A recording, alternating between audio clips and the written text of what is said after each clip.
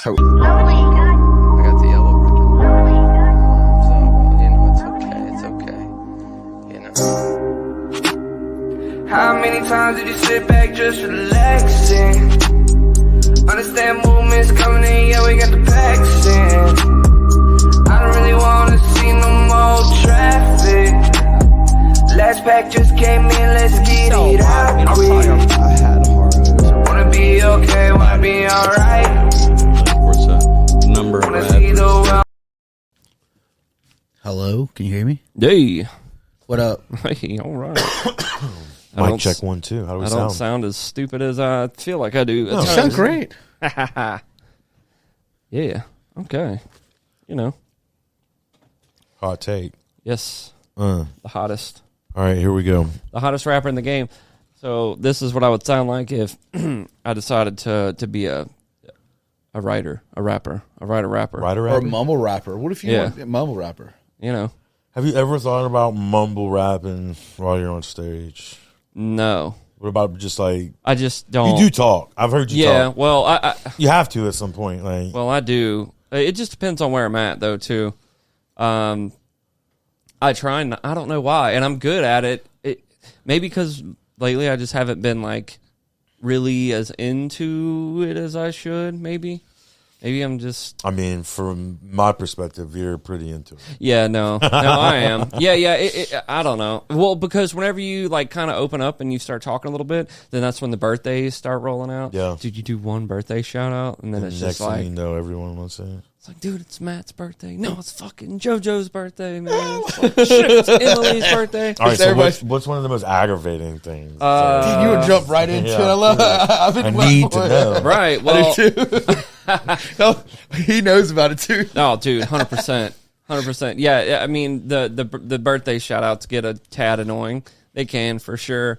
Requests, you know, obviously a lot of DJs claim that, you know, that's probably one of their most hated. But I don't mind them so much, especially 9 times out of 10, they're garbage and totally not in the area, the vibe. genre, the vibe. So it's like, oh my God, it's my friend's birthday. Tell Emily I said hello. And Right. Yeah, okay. Yeah, but then you'll get that one, and you're like, fuck yeah. A banger. You're like, I know, like, yes, good job. I wasn't even there, and you brought me there.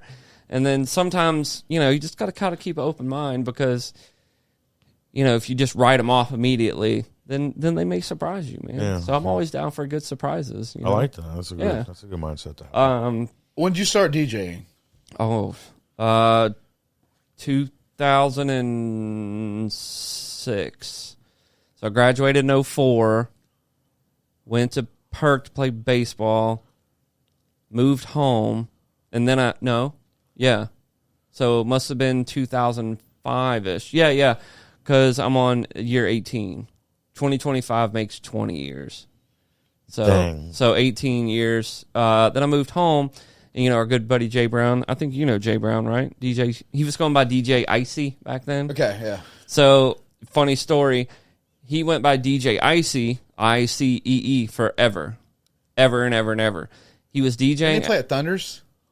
In Pascagoula? Yeah. I don't know. Okay. Did they do things? I went to a few DJ shows. Like Really? Yeah. Oh, they probably did like crazy like breakbeat shows or something over there. I don't Thunders know. was wild. Yeah. I had a pool outside. I know. It's insane. Can't even get away with that. So now. one of the quarter in Gulfport too is one of the first DJ spots too. Remember the quarter where Half Shell was? Dubstep Mondays. Dubstep Mondays. It was, yeah. So that's what I was thinking. Because Thunder did almost the same thing. They You know, I don't even think I did one of those. No, you never- were up in Hattiesburg probably at that point. Well, no. I moved home, but I wasn't in the crew. wasn't in the homie posse at that point in time. You weren't know? considered a DJ in the realm. Well, no, I was doing casino stuff, and I don't know. I just wasn't, you know, in that little group. But no, okay. So back, Icy, DJ Icy. Think about it. Where is another Icy? Gas stations. Yeah. Icy's. He was DJing at the IP. He literally got a cease and desist order from the company Icy that if the IP continued using their name and likeness that they were gonna fucking sue him. Wow. Really? That's pretty petty. Well, you know what, Icy? Let me tell you something right now. Slushies are way cooler. This was Slush puppies. Slush puppies are way cooler than ices. Everybody knows that you even try to act like I do get ices a lot, but though. blue raspberry, That's fine. Coca-Cola. Dude, the Coke Ices, bro. They're good, but I'm telling you, a slushie right now will change your life. Even alligator ice. Guys, you don't know what alligator ice is? Right. You're going to learn about it. Yeah. Is that Southern? I feel like that's like a Southern thing. Yeah, it is, but I feel like it should be. Yeah, yeah. It's extreme. Absolutely. I doubt you see one of those in New York. Maybe. Or Who something. knows? Yeah, who knows? But yeah, that's the craziest shit. You get a damn cease and desist from Icy. Yeah, so now he's DJ Spicy. But he taught me how to DJ when I was 19. Because, you know, even me as I started gigging and stuff throughout the years, everybody wants to be a DJ. You know what I mean? Especially years ago, because, you know, the club scene, I guess, we were finally growing into that kind of scene, Down right? here is the coast, yeah. Well, and then us in our age, right? We were 19, moving into 20, 21, then we got into our 25s. You know, so like we were finally able to like go to the clubs legally and do our thing because you already know the library, all these fun spots when we were 18, 19. Did you have a fake ID? Oh, fuck yeah. Who didn't? What was your fake ID name? Oh, no. So it was me, but like it didn't have the hologram. Okay.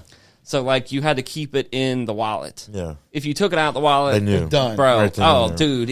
It was literally just printed, cut out, like not even like clean to where it even matched with the edges. It was just It didn't take much back then. no. Hell Once no. they started to get the scanners, Right. and then that's when it progressed to like, Right. We were well over the age by that point, so They didn't even have that technology. I know, right? I looked old enough, so I didn't need one, Right. but I did have one, Yeah. and I manipulated it myself, which I Yeah. probably shouldn't have been. I mean, it's been over 7 years, Right, so because I'm people good. were going to like Texas back then to get those like Yeah, I wasn't doing that. You get like 4 fakes for like $100 or some shit, but it wasn't even like a real ID. It was like a fucking library card. Or right, something. right. But yeah, so DJing, I remember you playing around with it whenever we first started. I mean, you weren't even saying I'm a DJ. You're just Right. like learning. So this guy's teaching you. What made him want to teach you? Spicy. I think it's because I was so adamant about it, and actually was like, "Look, dude, I will like carry your gear. I will come with you." Like, and he was like, "Dude, people tell me this all the time. Like, this ain't like anything new. Like, people come to me all the time. I want to be a DJ. I want to do this. I want to do that." And like, so I started going to like church gigs with him because that's what he was doing at the time. You know, his dad's Walter from Walter and Kelly, 95.3. So I remember I his don't know that dad's shit at all. yeah. Oh, dude, his dad's he's a legend, basically. I believe he's still doing it, even to this day. But we were doing church gigs, and then we were doing, like, gigs for 95.3.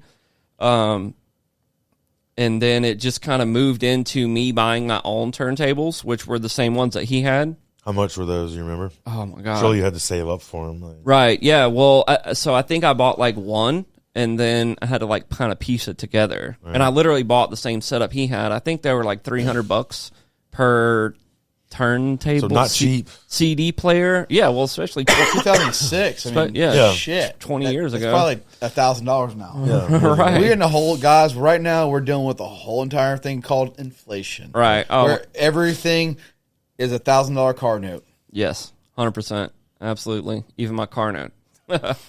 But dude, you should see these things. Even to like look back at them, what they even look like, the whole setup, it's hilarious. compared to what's going Yes, on now. 100%. And they didn't, you know, now you can put in like a, it's basically a blank CD that runs a signal, and that signal is pitched from your computer, from the CDJ CD player to your computer. So what's the definite, like CDJ?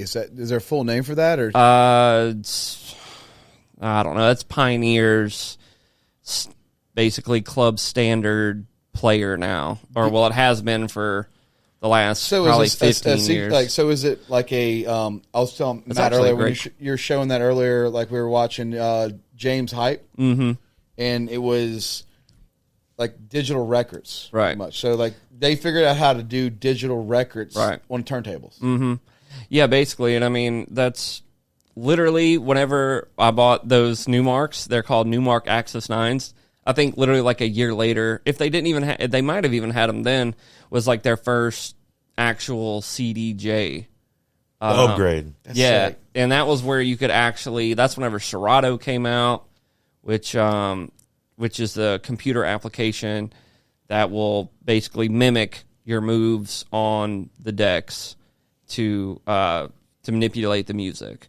So, but I was kind of too broke back then to even, My dad raised me with like, if you don't know about it, then it doesn't exist. Or if you can't afford it, just better off not knowing about it. Right. I don't think I got Serato, which is what I've had for the last 15 years, or maybe even less, maybe 12 years. But I mean, it's still a long time, until my third year in. What's Serato compared to the thing? What is that? So Serato is the computer application that you use, and then so you've got your computer, you've got all your songs, that you've ripped from LimeWire, all that good stuff back in the day. Back in the day. What was it? Napster. Napster, LimeWire, and Pirate Bay. Yes. I was thinking Shazam, but it wasn't that. Kazam? I think Kazam was Who does one. the last one? Kazam was one. So you viruses galore, ladies and gentlemen. Oh, yes. Malware like crazy. So you have that on your computer. You open up Serato, and it shows a left deck and a right deck. And then you can drag your song that you're going to be playing next. And then you have your song that you're playing at the moment. And then you can use that, and whatever you run up and down on your faders to match the beats per minute. What's a fader? That toggles your sound volume, but your faders can be, you can manipulate them in so many different ways now to where they do more than effects just that. Yes, you can do all kinds of stuff. Like the video we were watching earlier, the DJ was running 4 separate turntables. I call them turntables. They're not really turntables, so I apologize to all my vinyl turntable heads out there, but I call CDJs turntables. So he runs 4 decks. One deck he will literally use just for effects, and he will stutter a song and pitch the tempo of it way up to get that stutter effect, and then run it down to create this kind of, you would kind of have to hear it to understand. It's almost like a riser, but a bit different. But he'll run risers with it to give it this kind of sweeping build up. It just builds tension. Yeah. So it builds that tension. So guys, just like saying that, like Rage Against the Machine, Tom, when he played his guitar, made it talk. Mm-hmm. Right before the beat drop. Yeah. Right. Manipulate it. Yes. Sound like it. Yeah.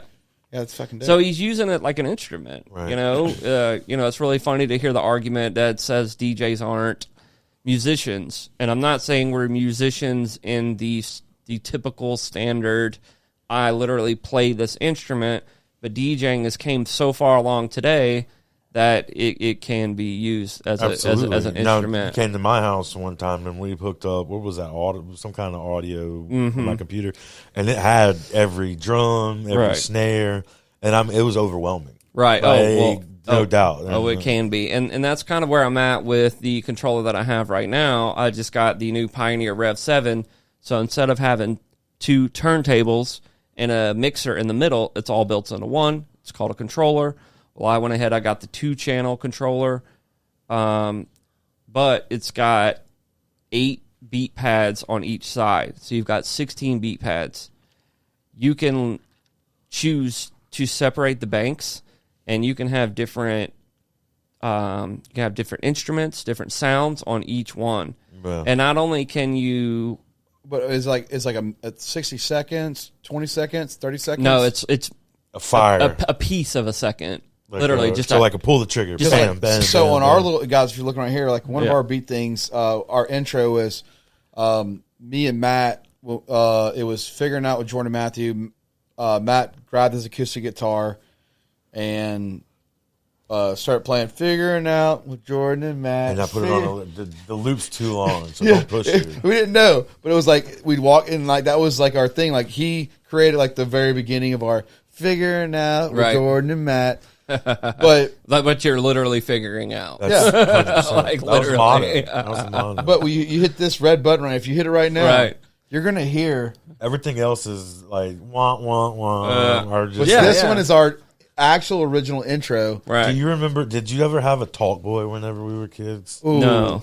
Do you know what I'm talking Home about? Alone? though? From Home Alone? where like With he the could speaker talk and the into mic, it. the silver one. The silver one, yeah. What about a yak back? You remember those? Where, I like, do. You can I don't. I never. manipulate sounds and like it would record it and it would be just. I never had one, but that would be kind of awesome to use right now. Yeah. Because you could throw that in a microphone just to kind of give it a little bit of gonna it, look one like up that right vintage now. sound. You know what I mean? Kind of looking get at a that yak old back, school. My old thing school was the sound. laser gun. Remember the 90 laser gun where you made like you hit it and it made different sounds? Yeah. I made that music out of that. I would sit there and trigger it because my mom like wanted me. I wanted a PlayStation 1 for Twisted Metal. Oh And my god! My mom. I think they're making a movie.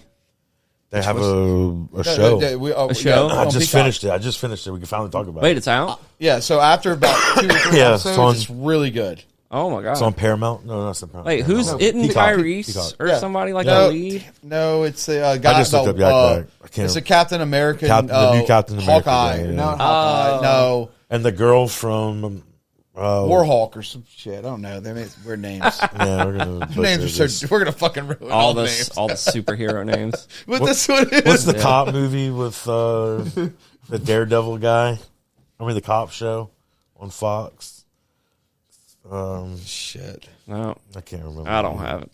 Don't have it. Garrett, where you at? I know we need Garrett here. Let's shout out to Daisy, Garrett's dog. That's like Yeah, go say a been going on. prayer. Yeah, say a prayer for her. Like 2 weeks, he's been. So Alex and Garrett have Daisy. They're like a rat terrier, right? Who's Daisy? Whatever Wishbone is. Remember Wishbone? Yeah. Good old little hunt. Yeah. Sweet. Daisy's a sweetheart, but like she started having seizures, Oh no, and they brought her like Meridian. They've been. Oh man, I can get a yak back for $14. bro, get it?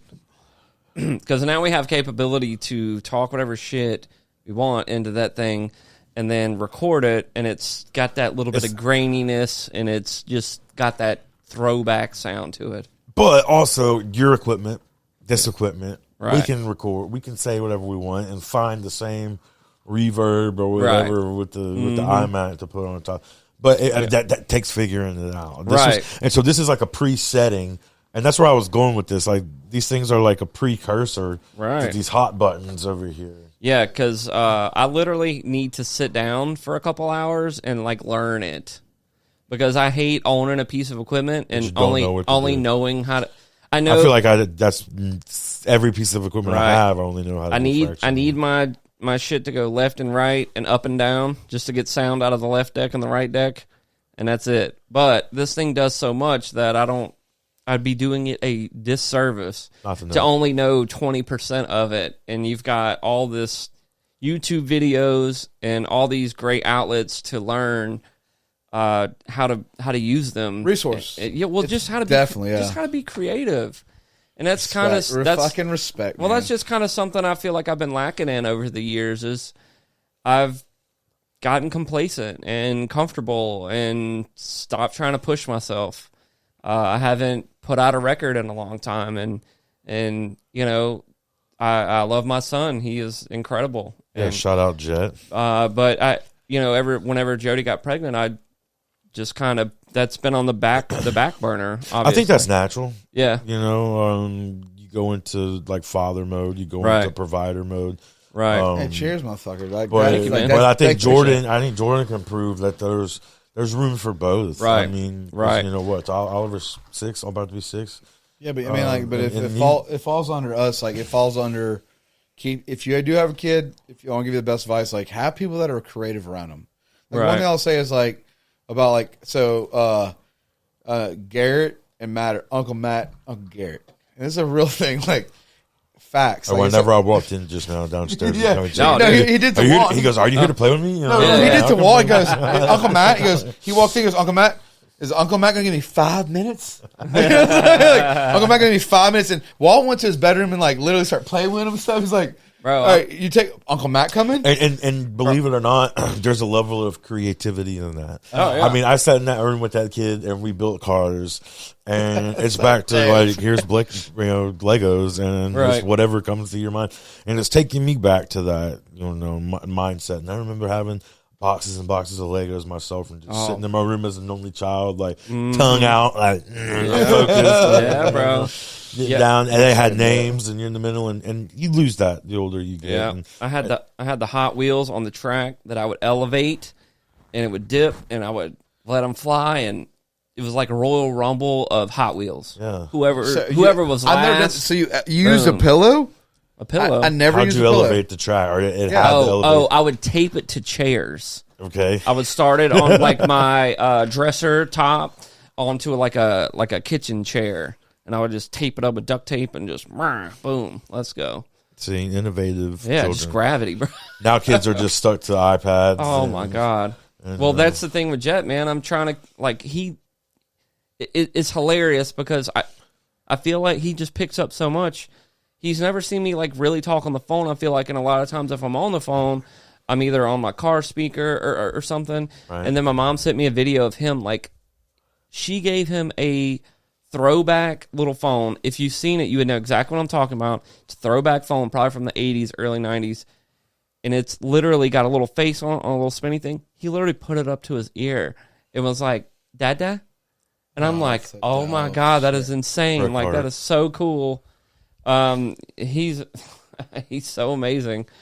But yeah, just, I don't even remember where we were at, but creative. Yes, being creative. But also being a dad. Yep. And so I'm ready to get back to it, man. Now he's a lot older, and the attention isn't more focused on him, because obviously it is. But now that I feel like I can juggle it a lot better now, to be able to keep an eye on him, take care of what I need to take care of around the house, keep Jody happy, of course. And make sure my little dude is doing his thing and learning and growing as he should be, but still be able to make time for myself, because that was something. Time management is probably like one of the hardest things. Oh, there ain't no doubt, man. I struggle with it. If you don't struggle with it, give us a comment on how not you don't. Dude, I want to tell you a big thing with me and Oliver, and something I really don't really get into sharing. Like when Oliver was premature.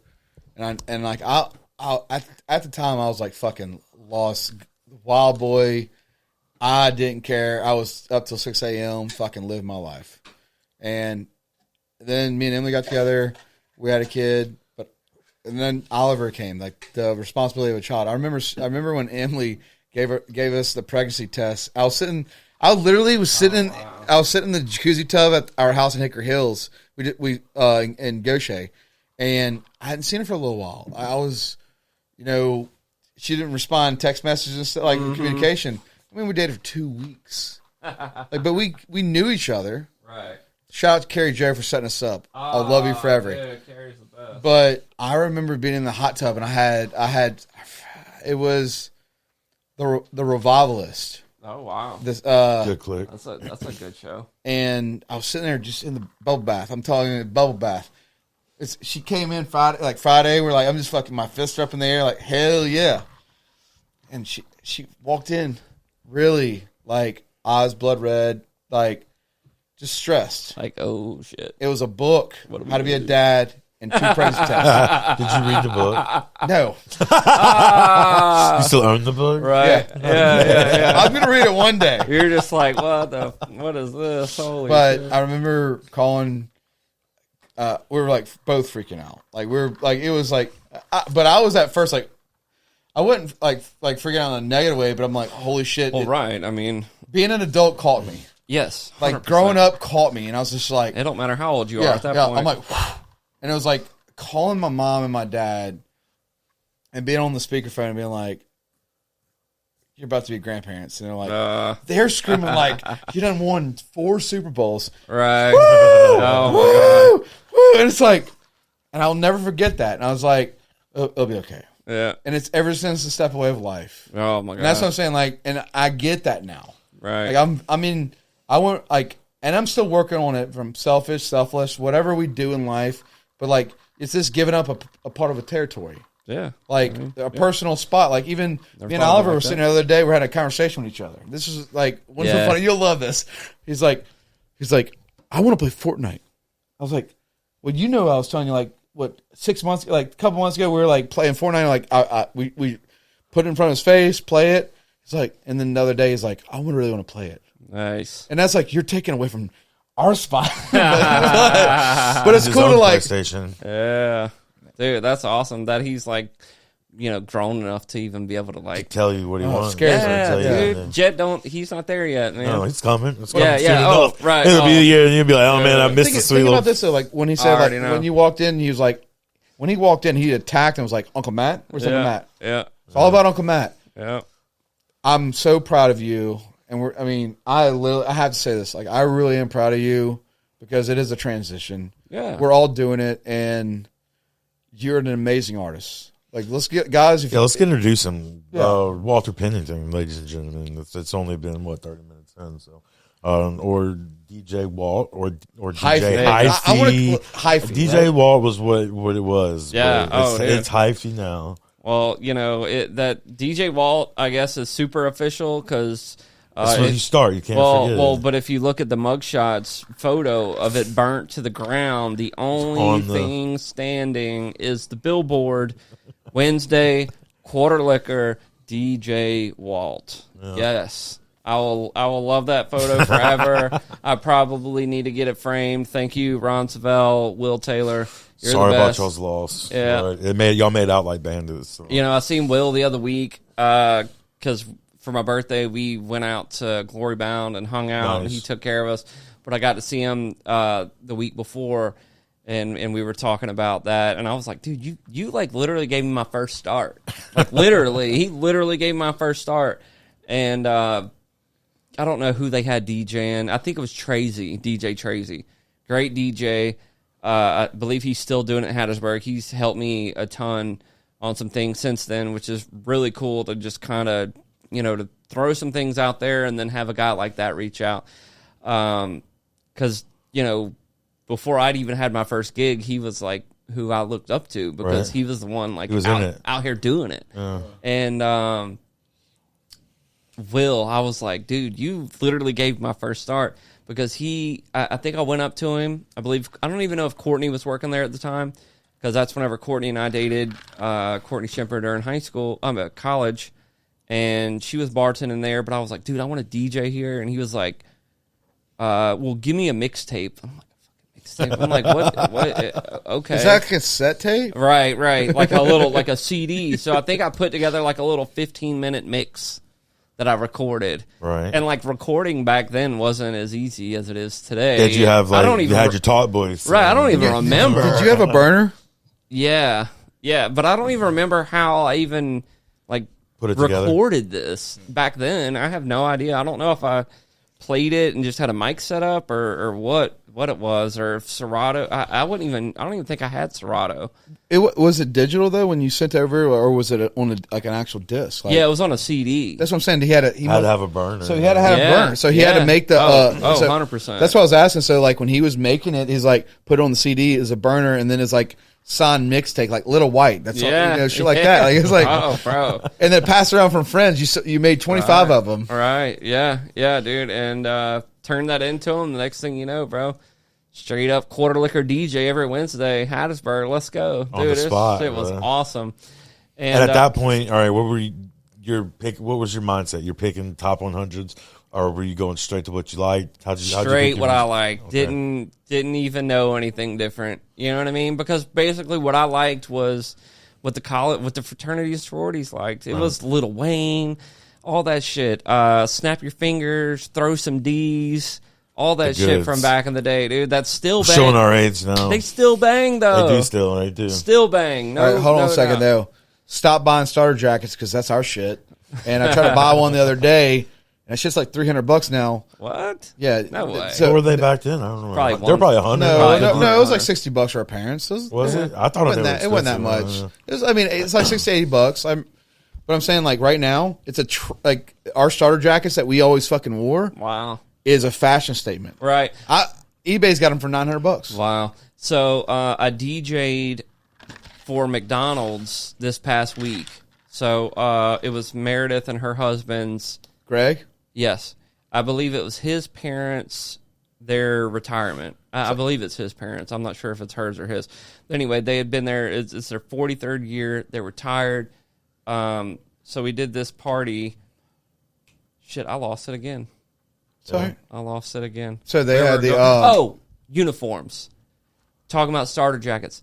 I was talking to Meredith. She was like, so we were wanting to do throwback McDonald's uniforms for the party. We thought it'd be great to have like all the workers and stuff dress up in the throwbacks, like whenever, like the plaid style. 1990s. Bro, 1990, Stripes. bro, They 1980, 1970s. Yeah, they did 40. Yeah, so 43 so, years. So take back to 1980 on Greg the and dot. Jeff's mom and dad bought into McDonald's franchise 43 years ago, which is You need to get Jeff 1980. on here. 1980. he's coming. I mean, I want Greg too. They're both like, Yeah. Oh, and they're incredible. Meredith's fucking amazing. Like Jeff's, incredible. like Greg's wife. I met them through. Shout out to Ronnie Blackledge.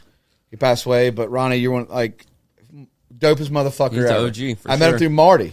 Yep. And that was like their crew was Marty that I knew of was Marty, Jeff, Greg, and Ronnie. Damn, that's a wild crew. They were the fucking. Ronnie was wild boy for sure. He was a good time. But the good family values, but like 43 years, Yeah. they were one of the first franchise owners. I wonder what their like royalty. They had a better percentage than the new franchise owners. Oh, like they must have owned part of the company. Have you seen the movie The Founder or whatever? And it's like, Wait, Michael Keaton? yeah, I've seen some it's of about it. that. It's about how he stole McDonald's from the McDonald brothers or something Really? like that. Oh, wow. I had no idea. And it was all over ice cream machines, coincidentally. Like, that's what he was selling. But whatever. that never worked. Yeah. I did watch it. I watched a video on Instagram the other day, and some guy ordered a McFlurry, and they told him that they couldn't spin it or couldn't twist it up.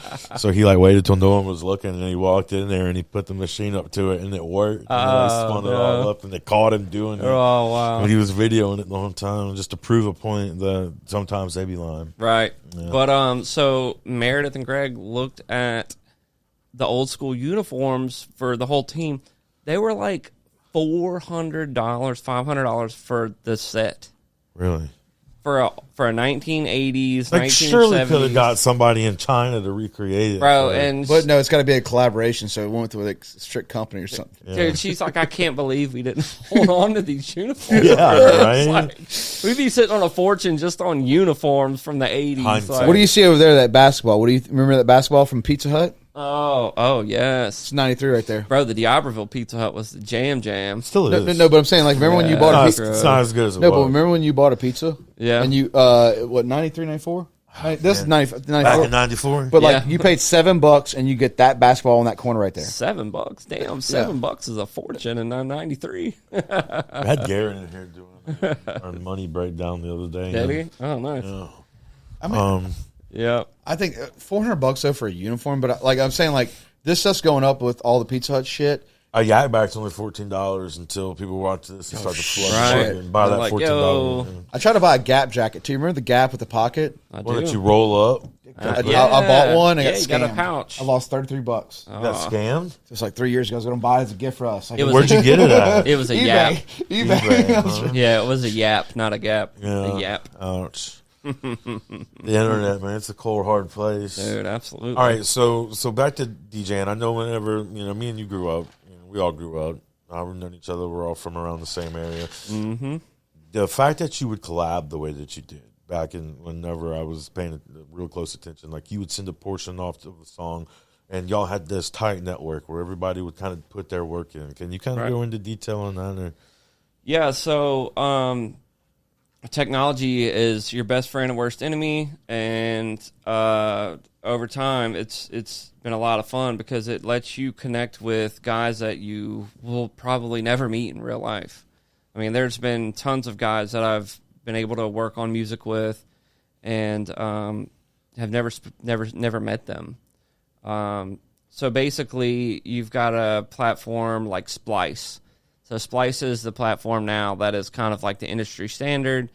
So you could be in Las Vegas. I'm here at home. Whatever I work on here at the house, I can literally send and you can open it up just like we were sitting right next to each other. It's incredible. It's made collaborating so interesting and so easy. And the great part about it is however you work on something, I can go back and open it up and study how you did what you did. So follow a treasure map on those. Like here's every step of every. Basically, yeah, basically, and because I'm like, damn, how did he all make the chords and everything's in there? Yes, everything's in there. And you copy paste. Yeah, 100%. Holy shit. Absolutely. And the great thing about it is, because I can't play musically along with. I'm very good at drawing things in. Right. So whenever you got somebody that can play all these big notes and all these crazy chords, that's what we were and stuff, just watching right there. So what you can do with those notes is you can freeze them and flatten them, which turns them from a MIDI, which is your your notes, your key notes. You can freeze them, and then you can flatten them. And whenever you flatten them, it turns that file into an MP3 file. Instead of MIDI notes, it turns into a waveform. Okay. Which, like, what's the difference between MP3 and wave? This It's always drove me crazy. I really don't know. There's probably more to it than what I know, but majority is the quality and the size. So your waveforms, the quality is distinctly better. Okay.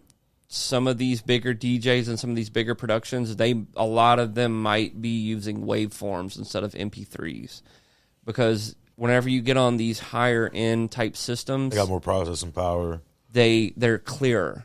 And whenever you get on these crystal clear systems, you can definitely tell a difference between, well, you can and you can't. A trained ear can. If you're a producer DJ, like, you can really pick it out. If you're paying attention. But if you're in the crowd just there to party and fuck around, I mean, You're not knowing the difference. no one knows. I think we have a similar thing though with the noise on the podcast. Like when we first started, like noise was It was almost a white yeah, noise. it drove us Right. fucking crazy. Right, and stuff like, you'll be able to hear stuff like that. We went through chords. Oh my god, dude! New microphones, and I think we finally got it pinned out. Because like it was even the lightest noise where it's like go back, it's like, Right. and then, like it's like we're not spending like If you know, you know. 10 minutes. There's guys. thousands of Yeah. of podcasts out there that probably have it or way worse. Right. And nobody ever knows, but it was big on us to. Well, whenever you're somebody like me, man, sound, you nitpick it and you hear everything. Yeah. It's a blessing and a curse. And I didn't even know I had it. And I don't even know if it's natural or if it's something you just learn. It might be like a learned skill. I don't know. That's kind of something that would be interesting to find out. Right. If It's an innate thing. and Right, just born because- with it, like the beat, like right, because I almost wish that I could listen to music like a normal person sometimes. I feel the same way about going to a restaurant. I worked in a restaurant. Like I go there. Right. Because you want to know Figure how the everything out. cookie's made. Yeah. And, whenever I listen to a song, I'm listening to the drums, I'm listening to the hi-hats, I'm listening to the snares, I'm listening to the transitions, the drums, everything. And I can literally, in my head, break it down in Ableton, in the view of So what is Ableton? So Ableton is what I use to produce music. That's what you put on my computer. Right. Which I've tinkered with. Yes. For Yeah. See, I was a- telling a JoJo month. about that earlier. I was Yeah. like, No, damn, I remember he brought his computer to show me. Mm-hmm. And then we went with whatever Mac Audible. Yeah, it was like $200. You get Logic Pro and just Right. kind of had one account so we can put it on. Right. Yeah. But the coolest thing for me was to be able to play my guitar. Into Yes. it. That's Yeah, what- 'cause you were that's playing what I your wanted to acoustic, do. I right? just wanted to Yes. get the guitar Right. into the computer. Right. And to then in my life it was such this feated task that seemed Right. undoable. Right. And now it's as easy as having the right equipment and Dude, plugging in and 100%. going. Right. It's insane. It's like a language. What could you do with a couple chords, like him plugging it in, good with coming up with chords, chords. All kinds of stuff. So he just make chords. He'll make dope ass sounds. I could restructure it. I can change it up. I can layer it.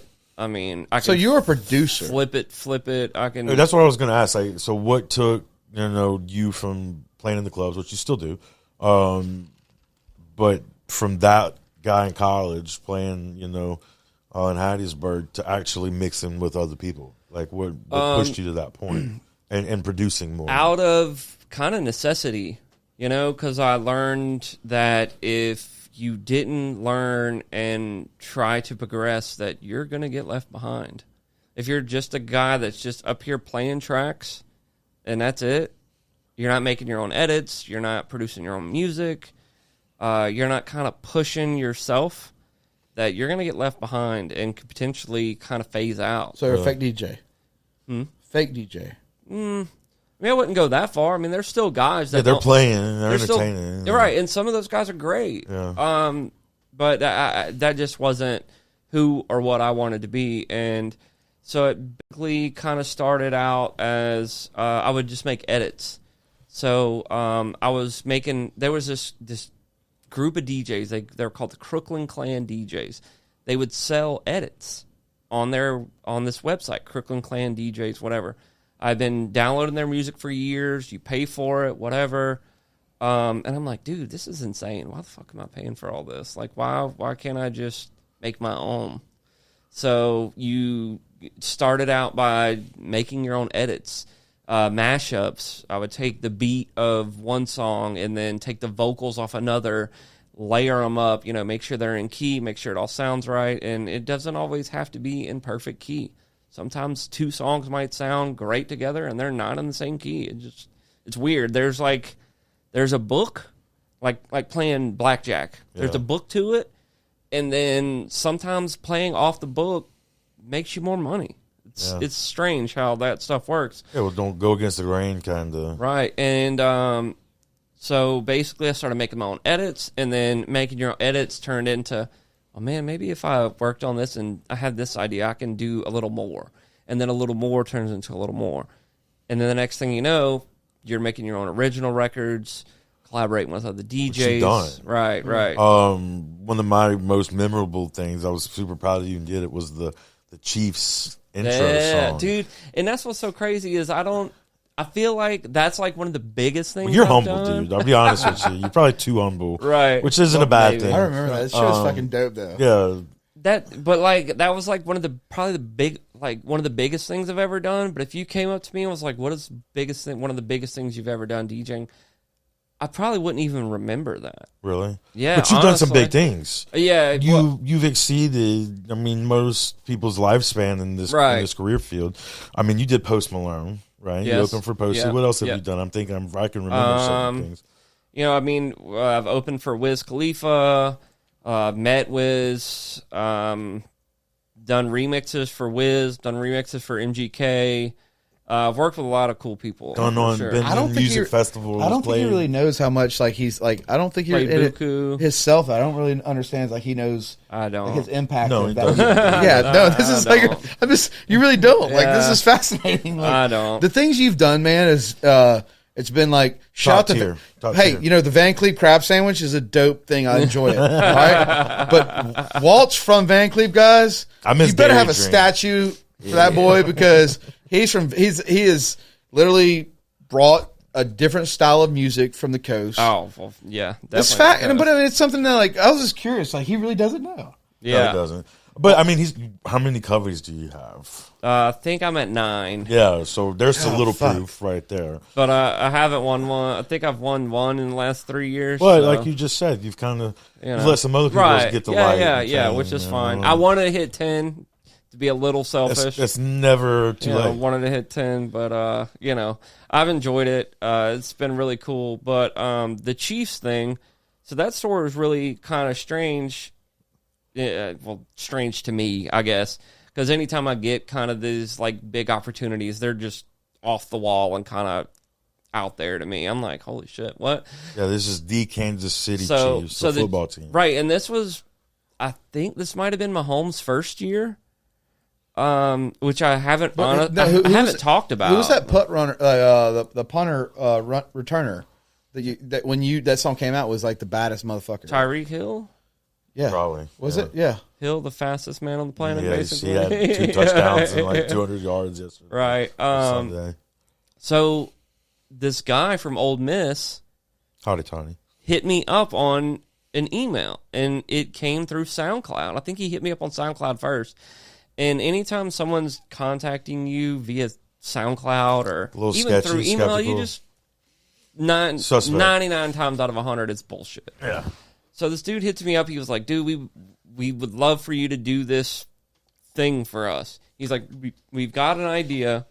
We want to do Rage Against the Machine, Bulls on Parade for the Chiefs intro. And I'm like, huh? Like, what are you talking about? Like, this is crazy. But yeah, I can absolutely do it, even if it doesn't go anywhere, whatever. So I teamed up with, he's basically my kid brother, Taboo, Mitch Draper, who is now literally playing to thousands every weekend. That's Mitch that used to come stay over at the house all the time? Okay, Taboo, TVBOO. He had played with me at the Beau Rivage, but he is literally like collabing with Grizz and the big boys. He's That's up awesome. there. He's got his own thing. He's doing his like comedian shit. He's on this like trailer park mullet wearing America Warpath. hilariousness, dude. He's a comedian, like I said. That's awesome. But he's got his own flavor, his own style. He does like comedic metal music. Dude, I would just have to show it to you. Okay, all right. It's the most insane shit you've ever heard, but it's incredible because talent-wise, he's insane. He's got it. But so I hit up Mitch and I was like, dude, we've got this opportunity. Do you want to come do this with me? Like, because I had kind of an idea of what we could do, but I knew Mitch could really like bring it to life. And sure enough, we did it. I think we only did like a minute and a half of it. It was basically just an edit. It wasn't like a full remix. We didn't bring any outside elements. Right. We just basically chopped up what the original song was, put our own drums underneath it, our own sound to What was it, that our night? own What flavor. was the night like though when y'all were together doing that? Had it been fucking intense Red and Bulls fun? and Yeah, Adderalls and yeah. We were like, what are we doing? We were just kind of looking at each other like, I don't know what to do. This is dope, but we just don't know really what they're looking for. Right. We just know we needed to bring a lot of energy and the Run Out song. right, I mean, but like we didn't know. We knew, but we like. did you listen to other people like do home or like put a YouTube video of other teams running out just to see what they had? Or Kinda, but Background noise. yeah, we just Fake weren't more sure. fans See cheering. now, right. See now, if we were get to ask that task, you look at Virginia Tech and Enter Sandman. I think they do, right? I don't know. Oh, Is it- dude, it's is insane. it like the thing? Yeah, That's it's their like every their home game? whole stadium shaking, whatever. So now I would have a much better idea, but I mean, that was also 6-7 years ago, Heck yeah. if not more. So Man, we're getting old, dude. we kicked them over this idea, and they loved it. But like I think a week before they were about to play, they told us it wasn't happening, and we were like, okay, whatever. I think we made like $250 on it. I split it with them. Whatever. It was a great opportunity. Thank you. Right. We'll see what happens. And then I think week 3 or something, they were like, dude hits me up. He was like, bro, we're doing it. Like we're going ahead. We're going with your shit. And then sure enough, they win the Super Bowl that year and literally come out to every home game playing our edit, our remix, Which is is badass.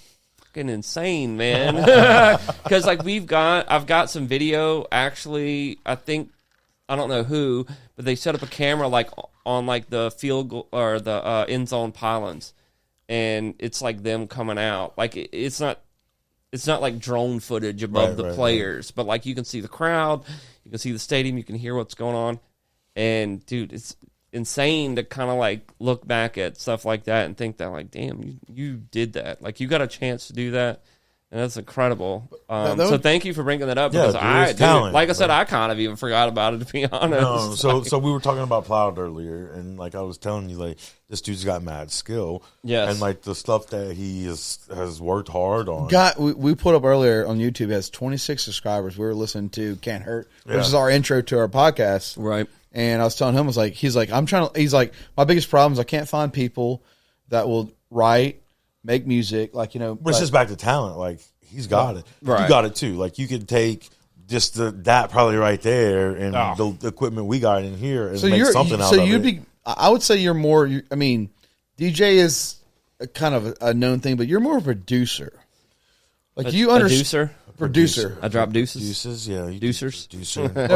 or it turned into DVD at one point. Oh, I love that. That's hilarious. What is that? Explain that. Oh, that's hilarious. Especially whenever DJs use it nowadays. So there was like this fad that went around, which is dope. Don't get me wrong. It's really cool, and there's a lot of creative people out there that do some incredible shit with it.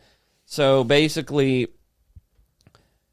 I have my Rage Against the Machine Bulls on Parade remix. I have the MP3, right? Right. So I would take the Rage Against the Machine Bulls on Parade video, drop it into Sony Vegas, Final Cut, whatever, chop up the video to go along with my remix, and then whenever I'm DJing, my DJ gear is HDMI'd or VGA, preferably HDMI, to your TV. And whenever I play that song, it runs on the TV. And you can run, and Serato has it built in as well, to where you can run different effects. What's Serato? The DJ platform to where you can run the music on. You can run different effects on the transitions. You can run effects on the actual video. And a lot of guys will have players like this, more elaborate ones, whichever, that run different effects on the video as well. So it kind of gives you that visual to go along with the music. Another scent. But I don't know if you ever came into Coast nightclub at the Bow whenever I was DJing there. I did. So we had a TV. Zach had a TV in front of him. I had a TV in front of me, and then we had all the TVs around us, and we had the projector behind us. So I would throw my logo on the bottom right.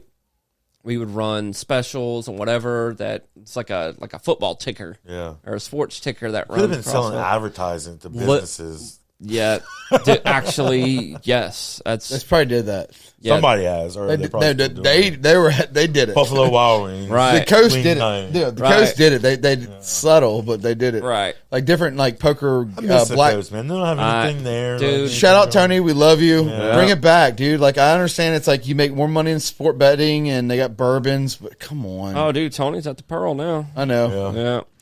Yeah. But whenever the Coast nightclub shut down, that messed up the nightlife on the whole Gulf Coast. It did, And we've never recovered, No. in my opinion. Every Thursday, everyone started out at the IP, Yep. ladies' night at the IP, and then after ladies' night at the IP, they would go to the Bow. Every Thursday. Every Thursday. That was like clockwork. Because I think ladies' night at the IP shut down at 9 or 10, and then ours shut down at midnight. And dude, once That was like a 2-year span. Now it's Fly Llama and the bowling alley. Right. Shout out. Well, I know now there's a lot more. I don't know. Maybe it just wasn't in the crowd we were with, but sometimes there's a lot more riffraff and violence now than there was back then. Everybody was. I mean, there was like an occasional fight at the bar, at the club, but now I feel like every time you go out, you're gonna see something. Everybody's. I mean, it's a lot of like anger. Like, yeah, it's different. I mean, But that's the only negative I would see to having Right. that kind of environment. right. You go to these festivals or you go to these shows or like Moon Taxi or whatever, it's peace, love, and everybody's hugging and high fiving. Absolutely. Bunch of strangers don't care. Yeah, They exactly. It ain't that like you disrespected me or whatever. And that's, kind of why I've been talking to people about this. When I was younger, I didn't care to do weddings. I just didn't want to do them. That wasn't where I was at in my life. I wanted to do festivals. I wanted to do clubs. I wanted to do parties, big shit. And I just kind of looked down on the weddings. And then as I've gotten older, weddings are the shit. I love doing They're them. money. It's not even that, though. I mean, it is. Don't get me wrong. It's a great perk. It's a great verse. Everyone is there for someone else. Love. Yeah. They're not there for the entertainment. So whatever entertainment they get, they're happy with. And everybody comes and they're happy and they're just celebrating a friend, a colleague, a relative. So you play on vibe. Like, it's your energy. Yeah, It's the way you play. 100%. Like, yeah. So, energy. like, dude, weddings, I'm like, Everybody's happy and they're ready to go. Like, it's a good time. What about Mardi Gras stuff? I know you were doing that for a while. Do you still do it? Or? Absolutely. Dude, Mardi Gras are the best. Okay. I've worked with Bon Vivants, I think, literally the last 7 or 8 years straight. They're incredible. I believe I've done Athena pretty much that long with maybe a year or two break in between, but I've worked with them pretty much on every year for the last 7, 8 years, if not longer. I love working with them. And what's great about that is I get to do a lot of their group music too, but I get to see their vision. Yeah. And I get to help bring their vision to life.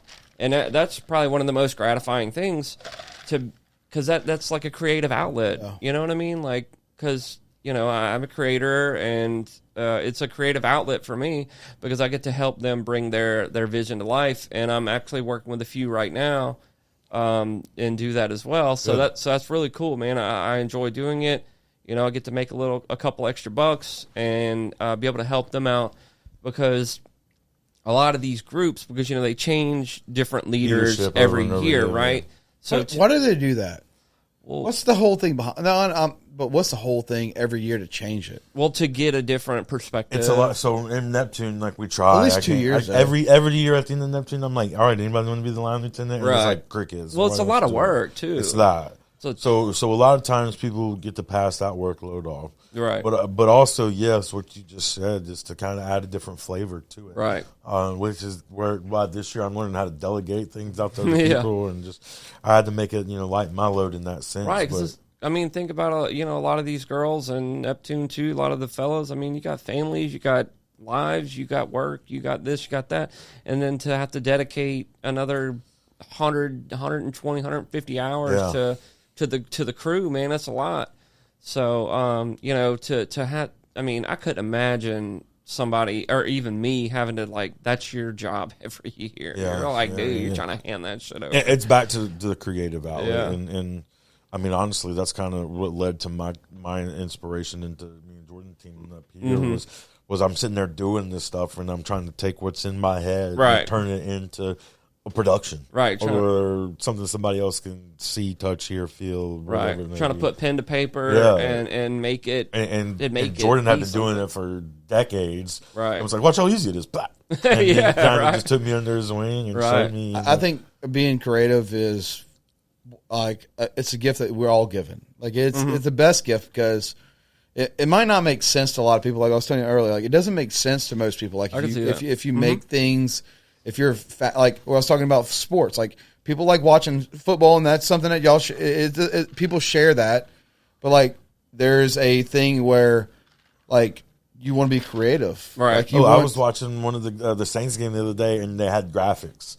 So like every time something would happen, like a first down graphic, and like you were saying, you listen to music and you break it down. I'm sitting there in my mind, and I'm like, I wonder where they got these graphics from. Somebody made this graphic, but all the teams use it. They just change colors. Can a high school team use this graphic? If I see it as like a Sprite commercial, I'm like zoned. Like I miss like the '90s watching Roseanne advertisement. Like as a kid, I loved the commercials. I fell in love with watching. I don't watch commercials anymore. No, but they're gone now. Like, I mean, they're getting like they're always there. You see them, but like for me was you watch 5 minutes, maybe 6 minutes of TV. Then you had 2-minute commercials, and it's I miss Campbell working this week. It's a toy commercials when we were kids. Oh, dude, Saturday. Do they have those? Does Oliver watch toy commercials? Yeah.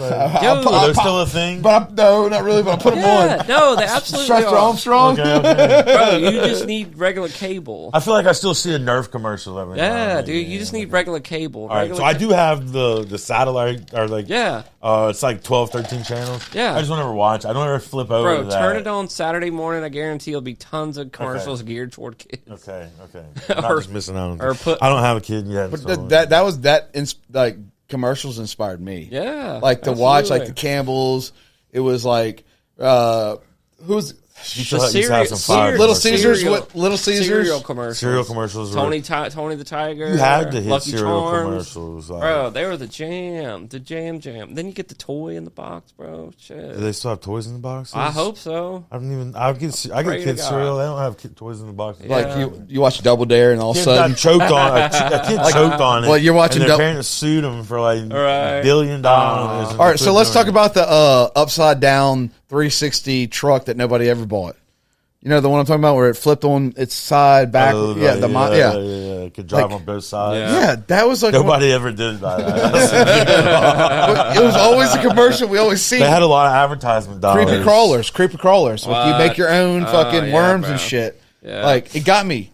Like it was like the easy bake oven of gummy, like worms. Yeah. Same company though, right? Damn, I'm trying to think. Mattel Yeah. was a big toy maker. Yeah, and, Mattel owns everything. Dude, could you imagine being a toy maker in the 90s? Woo, boy. I was it Miners over in Ocean Springs? Yeah. That had like the old toys. Yeah. And I always used to think like what it would take to be a toy maker. And Dude. not much apparently. Well, shit. We're from Latimer, Van Cleve. Yeah. There's like sticks and pine cones for our toys. Yeah, growing bro. up. You give me a ball, I'm good. Did you ever get into the yo-yo miners stage in life? I tried. I had a Miners Bro. yo-yo. Probably paid. I don't remember.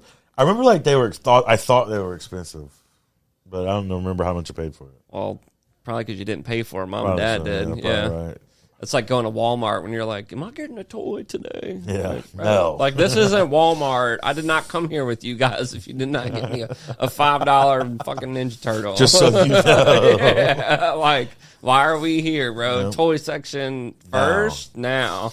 That way I can be occupied when we hit the frozen foods. Let's That was go. too bad. That was too bad. They held toys over my head. Better be Yeah. good. Good grade.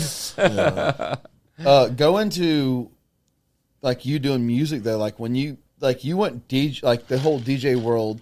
Like you really got into like the love of music. Oh, yeah. And like that's like you won these, like Matt said, like you won 9 awards, and like we went to 605 Ben. Shout out to Chris. Yeah, like we that went was to cool. 605. Me and Walt came, like because Walt got here at 4:50. Thought it was at 5:30 the podcast. You know. And I'm like, we've never done a My podcast bad. at 5:30. Yeah, No, you're bad. Like, but he reread it. Bro. He's like, I think Oh, we yeah. shoot on 7. He's like, yep. I was like 7. but, Yeah. But Well, we it was went, good. Y'all got to catch up. But we Oh, went to the yeah. liquor store, and the girl was like, she was like, knew him like from his mix, his music, like Yeah, and that was yeah, yeah. that was I kind of still got a Hyphee CD somewhere and a CD player from somewhere. Dude, the dude Chris that works there, he's like, bro, I met you at DJ Rain, who is my Nice. friend in Jackson, Yeah, I know Rain. Yeah, I met him. and now he works here, and I just Small ran world. into him at the liquor store. I'm like, holy shit, dude. He's like, You're "Do you-" famous. He's like, do you still talk to Jason? I'm like, yes, absolutely. I still Steve talk to Benn, he's Jason. doing good? Awesome. Good. Yeah, dude, Jason's a man. Dude, And that's just another like I love that the dude. people that you've gotten to meet, the people Right. that you've spoken to their lives or have spoken to Right. your lives in the These- music world. Because I know you ran a tight clique at one point. Like Right. Rico was with you all the time. Like, Yeah. and now he's doing. I mean, I don't even know. I hadn't seen him or talked to him in forever. But Yeah. it seems like he's out there. He's Yeah. I think he's at the Nugget pretty much every weekend. He does the pool. I mean, he's pretty much the head guy at the Gold Nugget. But which that's is back to great. what you were saying. Like whenever you just were starting out, like you Right. need to be out there, Right. and like you were out there. Whenever these younger guys were, is there anybody that's young and up and coming now that you got your eyes on that you? See, and that's kind of the tough thing is there wasn't. I felt like my generation was kind of like one of the last generations that where like we had like DJs, like guys that get down and spin and make it a business and network and grind. And I don't feel like there's a lot of guys out there because pretty much, I mean, obviously I'm not out there as much as I used to be. dude. the In 3 past. more years, you're going to make 20 years in the game. Yeah. That's kind of And in 3 more years, you could be headlining the music festival that you never thought about. But right now. there's just not a lot of up and coming youngsters out there that are like DJing, which is kind of strange to me.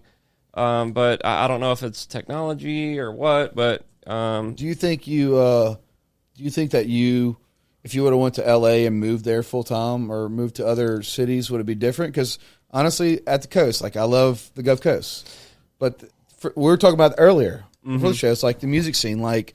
You have to like either play at this casino. You got to do this, and this. Right. Well, your options are very limited. And everybody wants you to play like Morgan Wallen or whatever popular. Yeah, it's like very limit. Yeah, it's like Raging Night, and all they're like, right. I'll give you $5 for Morgan Wallen. How many people moved out to LA thinking, hey, I want to be the next big DJ, and just fizzled out? Before they even had an opportunity. I'm sure there's tons. I'm sure there's tons. And more so than people. Right. Who was consistent. Right. And I had a few gigs out there, man. I got some very cool opportunities to play in LA. I got to play this really, really cool night. It was in Soho, South Hollywood. It was Cali Tally there. Yeah. We should give him a shout out. Yeah, Cali Tally. Absolutely. Brandon Tally. Absolutely, Mr. Tally. Tally man. Well, that's what I was telling JoJo. Florida That's what Tally I was telling JoJo earlier. I haven't been back since he left. And, pretty much the couple times that I went was, out there to see him and to do some gigs. But I got to do like a 90s throwback night. God dang it, I forget the name of that place. But it was so cool. It was in South Hollywood. And I wasn't sure how the night was going to go. I haven't played in LA before. The DJs were so nice, dude. It was just so cool. And, you're playing 90s shit, Salt and Pepper and, dude, all this Humpty Dance and all this cool shit. You're like, man. Shout out Tony Locke. Dude, and apparently there's a lot of dance studios in that area. So Studio 54. So whenever I got to play, we only did hour sets. We had like 5 DJs on the bill, which was really cool. Granted, I would like to DJ all night, but it's really dope to be able to go play like an hour and then to be able to network. Enjoy your time out there, get to meet people. But they had a lot of dancers out there that, were in a circle and like just getting down, like dance battling. And that was just such an eye-opening experience for me because we don't have that at all. It's another world over there. Yeah, Jabberwockies. Right, we don't have that stuff over here, and which was really cool. And can we stop that real quick, though, with the whole Jabberwockies, though? Why do they wear a white mask? I don't... So they can all be the same. No one over the other. I like it. And they were here. They were here this summer, and we went and seen them, and it was one of the most incredible things I've ever seen. Really? I remember seeing the billboard. So they have a segment where they use the lasers from the ceiling, but I don't know how they do it. I would really love to see how they do it, but they time it so whenever they hit a stop and then shift like this, like the lasers are running with them, and it looks really cool. But then they've got it somehow to where it looks like he's literally holding it, and whenever he's doing this, the lasers are turning with him. It's the most incredible thing I've ever seen. Like I don't still know. Shot. Like I know a lot about production. I know a lot about rehearsed. Well, of course, but I know a lot about lighting. But I still don't understand if they use mirrors or what they did to kind of manipulate that laser to be able to do what it was. Maybe it wasn't even there, dude. I have no idea. It was one of the coolest shit I've ever seen. But their show is incredible. What I loved about it, because I'm like, damn, dude, how's a dance group going to be able to fill up an hour, a headliner's worth of time? I mean, an hour's a long time. Yeah. Especially the dance. You'll be out of breath, like... Right. You don't think an hour, What's a normal, so for listeners, what's a normal production? A headliner sets roughly an hour. Okay. Anything less, it kind of sucks. But if you're going to travel to Mobile like we're going to on Thursday to go see Moon Taxi, 60 minutes, bare minimum. Yeah. If you can get an hour and a half, that's amazing. Great. Amazing. If you can get 60 minutes on Encore, awesome. But an hour is a long time, especially when it comes to music. Performing, Right. A song's 3 minutes. Today's age... songs on the radio are like 2 minutes and some change. Yeah, it's literally like chorus hook. It's gonna be 15 seconds eventually. Right? There's like no bridge. There's no hardly any intro. It's just in and out, which is cool because it makes sense for today's age for attention spans. Right. Like if people, I need it now. But it's killed the movie world. It's killed all the movies. Well, movies are so hard for me, man. I'll start one. If I don't go to theaters, which I don't ever hardly go to theaters, right? it'll take me 4 or 5 days to watch a movie. No, yeah. Same. Imagine fall asleep, imagine a but- kid though that always has like fast attention now. Yeah. Well, because I put them on right before I go to bed. Yeah. I tell that to Jody all the time. I'm like, do you want to watch this movie? I've literally tried to watch it like 5 times, and she's like, "What are you talking about?" I'm like, I turn it on and Twisted Metal. We finished it the other day, and John's like, "We've already seen this," and I was like, "I haven't seen this. I haven't seen this part. Jesus. A good franchise. Though. That was a good. I enjoyed I didn't it. like the first 3 episodes. I didn't like the very last episode. Oh man, I gotta but they see set this. it up for a sequel. Can't or a second ruin it season. for him. Oh Yeah, I don't no, wanna bro, ruin it. dude, I'm It's not. set up I'm for a not the second one. season. I've been that- watching One that- Piece. That gets mad about spoilers. What's One One Piece Piece? is good. I've been watching Ahsoka. So One Piece is That's good too. Oh, It's I dig on it. tonight. I think it's Yeah. probably out right now. Dude, Rosario, bro, Yeah, she's fire. he's the man. The man. The The fee lady- man. the lady, fee yeah. man. Fee-man. So it's done a very good job of tying in the cartoon Clone Wars into the current trilogies. And See, the timeline stuff's very difficult. it for is, me it is, and with if all you that. haven't watched it or put any time and effort into like keeping up with all of Star Wars, like it's a whole new story. And, Yeah, but and it's- they do a decent job but of it's like every of te- educating you of what's going on currently. It's But it's dope. like for me, I'm vested, so like Yeah. I'm like I'm demanding. But think about this, though, Matt. episodes. Think about this as like Darth Vader. How do you build his backstory? So This is it. all these shows are backstories, and they're like some Yeah, of them are it's cool. profitable. for Yes, them. yeah. So that's how they make the money. It's all backstory. So like One Piece, I mean, there's always you're trying What to is add One a Piece? Yeah. It was an anime, I think in early 2000s, and it's about pirates. So it's like Yeah. it's like a pirate show about building their own misfit crew, like the Outsiders. Shout out to Tom Cruise, Pony That's one- Boy. Yeah. So it's like the whole Outsider vibe with a pirate. Everybody takes ideas from things. Yeah, it's cool. There's no original idea. No. Well, I it's- didn't even know about it. I didn't know about the anime version. So, I'll tell you right now- Netflix like dropped them both. They dropped the The anime live action? and the live action at the same So time. either Is it as good as Cowboy Bebop? oh no, I've Cowboy, never watched. Well, it got canceled Did it? because the creator basically said the live action was shit. So they canceled all. So that. he was like, "This is not my vision." I love it. No, I didn't mind it. It had a Judge Dredd feel to it. I thought it was cool. I mean, but I like that kind of shit. So Yeah. sci-fi, fantasy, Dune. whatever. I love Dune. Yeah, I mean, I'm down for all of it. At this point, I watch pretty much everything. Twisted Metal though, it did take a couple episodes, and then you're like, when- John liked it, and she don't I like enjoyed normally any of the Bro, shit I is the watch. ice cream truck in that bitch? Yeah. yeah, He better be. he's like the You know main who does character. it? He better be, He is yeah. one of the main characters. Yeah, he better be. Will Arnett is the voice of him. He's a sumo wrestler from WWE. Yeah, the guy who actually plays the character is not Will Arnett. Gotcha. So he does all the voiceovers, and then they've got some like the Hound looking dude walking around. that's Weird. 350 pounds. And Oh, wow. swole up. So Yeah. I want to check that out. it's entertaining. It's on Peacock. Peacock. See, that's what I was telling my mom the other day. I'm like, because she's got Paramount Plus. Yeah. I'm like, we have like everything but Peacock and Paramount, and I feel like if it doesn't go to like any of the apps we have, it goes to those Yeah, two. yeah. And I'm like, well, we don't. Well, I ended up getting it. Well, we don't have those. So. Paramount I got for Tuscan King, right? That was Sylvester Stallone. Yeah, I remember you telling me about that. I never Tulsa watched it. King. Tulsa King, yeah. Tulsa, yeah. I want to see Zoe Saldana. Was that Love for her. Paramount though? The Lioness. I haven't seen that. She's like a CIA operative. Really? Paramount It's Plus. hot. It's I hot. love her. Yeah, it's love her. She's amazing.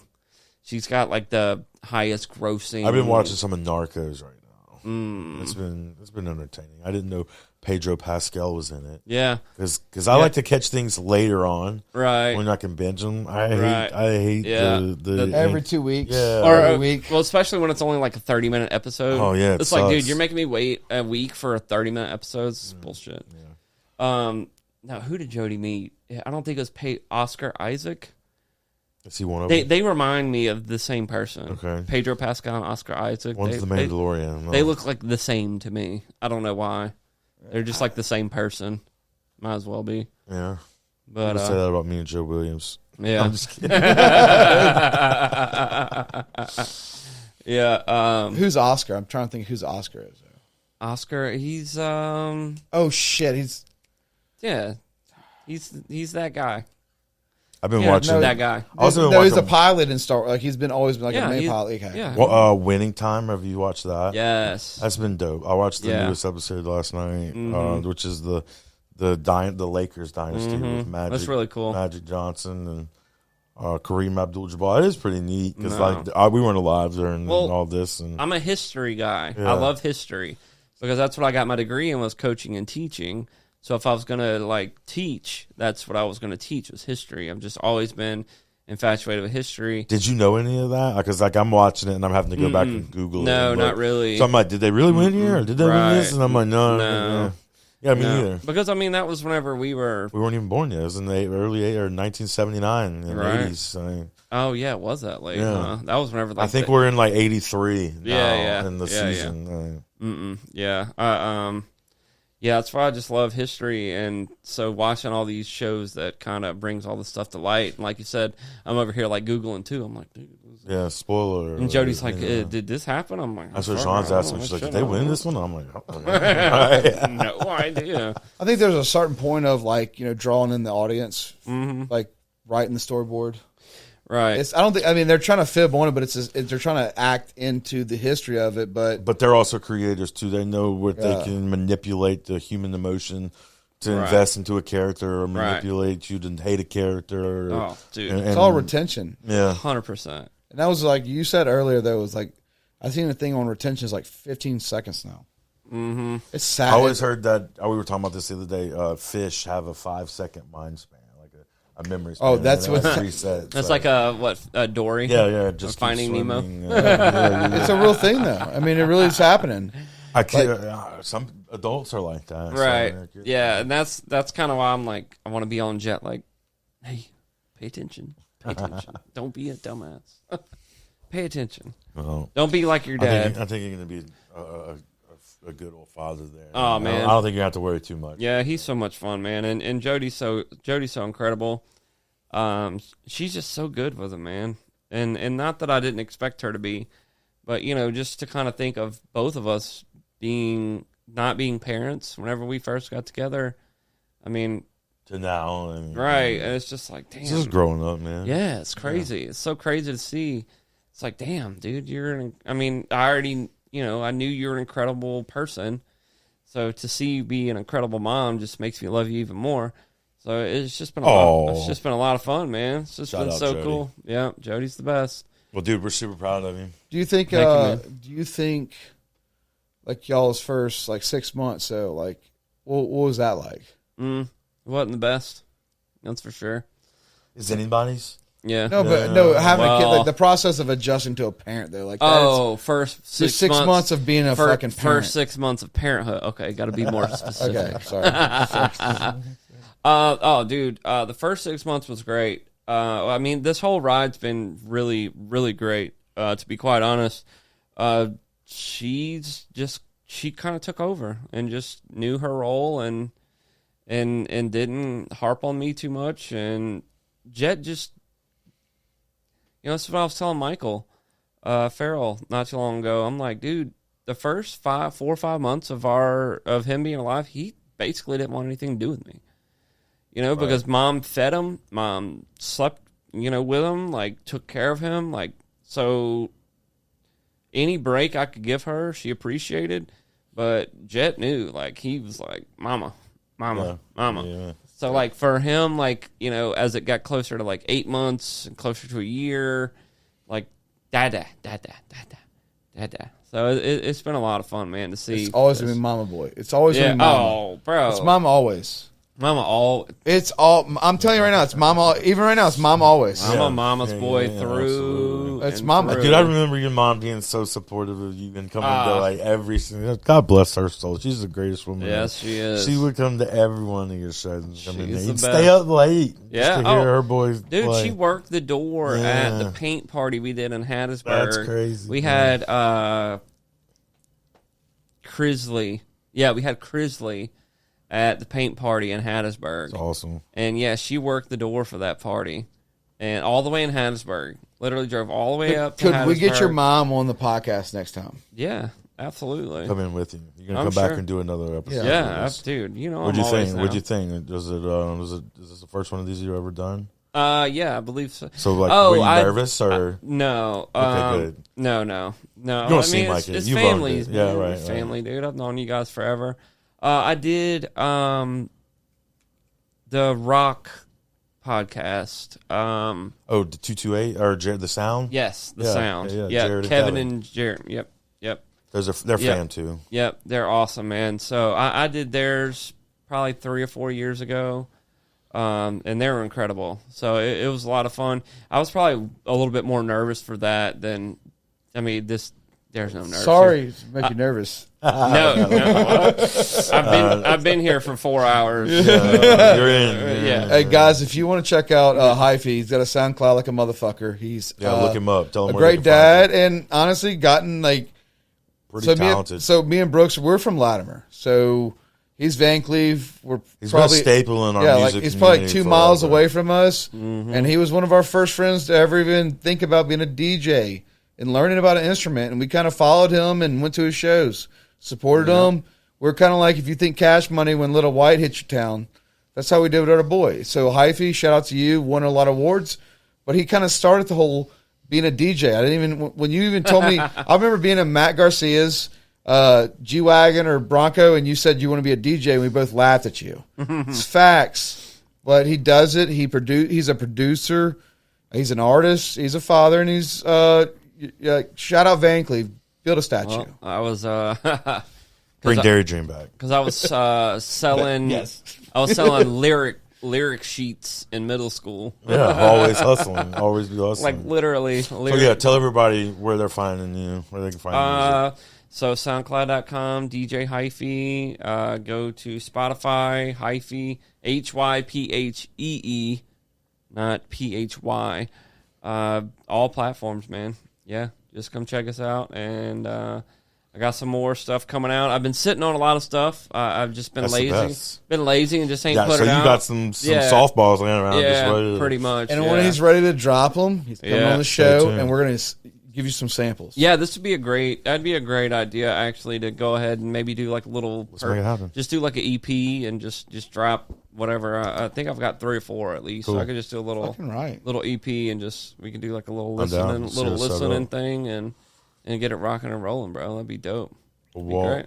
it's been a pleasure having you in Thank here. you. Dude. Cheers, boys. It's been too long. We need Keep to get you in fucking there. pushing yourself right now. I'm telling you Yeah. right now, that motherfucker's living proof.